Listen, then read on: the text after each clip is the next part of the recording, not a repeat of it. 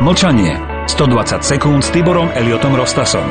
Lactobacillus delbrueckii bulgaricus, Streptococcus salivarius, Thermophilus. Znie to ako zaklínadlo zo stredovekých grimoárov a v skutočnosti to zaklínadlom aj je.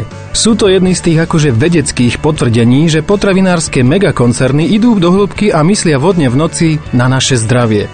Spomínané latinské názvy patria dvom baktériám, ktoré sú obsiahnuté v jogurtových kultúrach, ktoré by mali chrániť naše zdravie. Ale nie sú. A zdravie už vonkoncom nechránia. Tento gigantický megapodvod v biznise potravín, čo vás chránia pred cholesterolom, zaručujú optimálny prísun vitamínov a bielkovín a vytvárajú odolnosť vášho organizmu, je iba marketingový trik a podvod, ktorým z vás lákajú peniaze. Tieto tzv. Funkčné potraviny sú najsilnejším trendom na nasýtenom trhu s potravinami posledných dekád.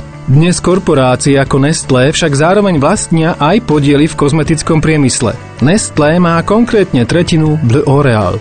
A bol to práve Nestlé, kto v polovici 90. rokov rozbehol tento šialený, no lukratívny biznis s elixírom večnej mladosti. Fakt, že probiotické baktérie kyseliny mliečnej majú pozitívny vplyv na črevnú flóru, však vedie lepšie odkomunikovať ich konkurent Danone s jogurtom Actimel, ktorý robí vo svete ročný obrat viac ako 1 miliardu eur.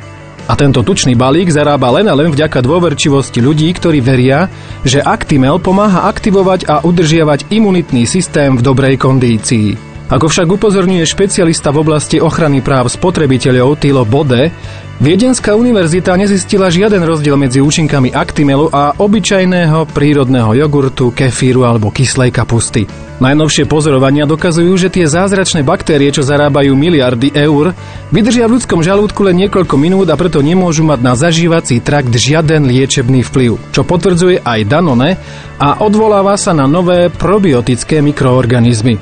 Spoločnosť Danone však svoje zavádzajúce spoty z vysielania vo Veľkej Británii už musela stiahnuť a v Spojených štátoch musela za svoju zavádzajúcu reklamu zaplatiť v mimosúdnom vyrovnaní až $35 miliónov. Je to však stále len zlomok z toho, čo potravinárske koncerny zarábajú aj napriek tomu, že už narazili na strop hospodárskeho rastu.